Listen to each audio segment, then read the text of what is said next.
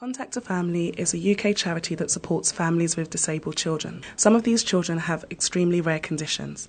I'm joined today by Sue and Brian, whose son has Pitt Hopkins, a rare genetic condition. Well, I've got three boys. Andrew's 21 and just finishing off at university. And Christopher is going to be 18 in November, and he is our son with Pitt Hopkins syndrome.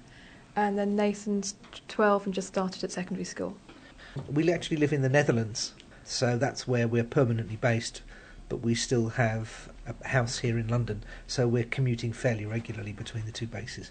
Tell me a little bit about your son when he was young, before you knew that he'd been diagnosed with Pitt Hopkins. Being our second child, I already had a 4-year-old, so we felt very early on that things just weren't going right. He would not wake up to be fed, and I managed to nurse him, but then nobody kind of were worried about him because he hadn't failed to thrive. He was putting on weight well, but I was using every trick I knew to get him on, latched on when he was stirring. He wasn't necessarily awake, and really he hardly woke, did he?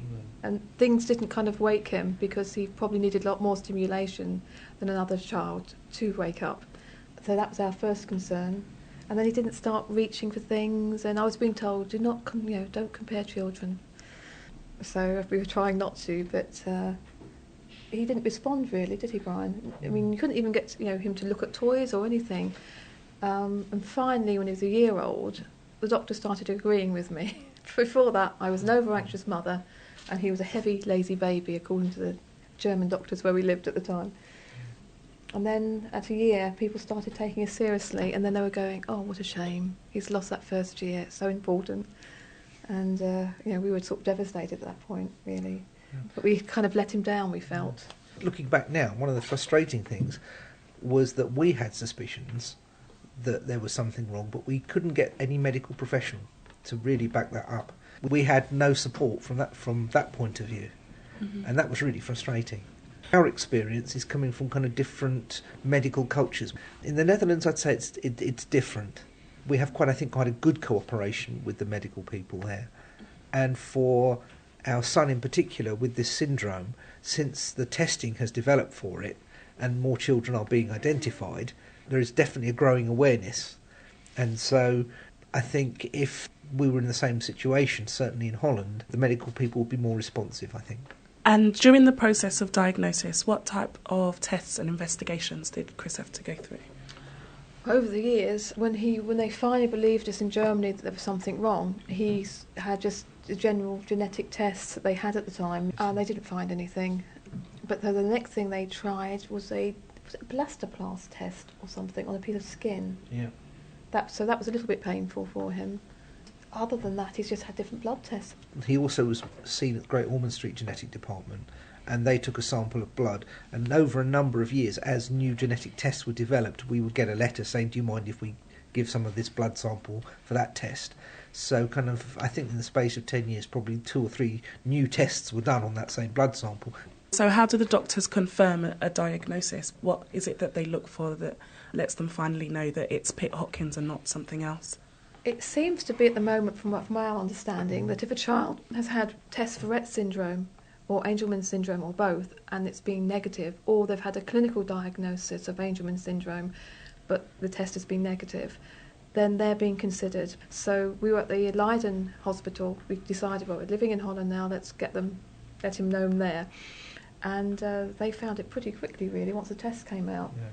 What has made a big difference was about 18 months ago, a specific genetic test was developed. And as part of the work which was being done at Leiden at that time, they were just retesting, as Sue said. And the particular genetic test now can identify the actual gene where the problem is. And so the way the testing would be done now is you have a child like Christopher which shows certain signs, which the doctors suspect it might be, then a blood sample would be taken, and then this specific medical test which picks up the faulty gene and gene site is done, and that would then identify it as Pitt Hopkins. And what does it feel like to finally have a name for a condition? Well, we didn't actually know the test had been done, which was a bit unusual. So I literally got a text from Brian, because I was in England, telling me that the LMUSA had found a diagnosis for Christopher. I ran to a friend and she said, well, what is it? I said, I don't know, I haven't scrolled down yet. So that week I was unfortunately in England and Brian was in Holland, so we couldn't really talk other than on the phone, which was really frustrating. Then it was kind of shock, and reading all the things that Brian could find about Pitt Hopkins, which wasn't very much and very technical language. It was really frustrating and feeling like there were sort of levels on where Christopher could reach. But I think now, especially now that we've managed to find other families, it feels a bit like we belong to a big family. We've kind of got a framework, and so if questions are asked like life expectancy and this type of thing, then you have some indicators. On the other hand, there's kind of a sadness as well, because now Christopher fits into a pigeonhole, whereas beforehand Christopher was unique. Christopher was Christopher, and that was really nice. Whereas kind of now he just fits in with all the other children. So it's great that we've got that diagnosis, but there's kind of this tinge of sadness that his uniqueness, he was a mystery to the medical profession, which was great. That's gone. The Contact a Family helpline can provide information and support on many of the issues raised in this podcast. The advisors on our freephone helpline can assist with issues around benefits entitlement, navigating the NHS, and issues around education. We can also locate local and national support groups, provide medical information, and link parents whose children have rare disorders. In addition, we provide a wide range of publications.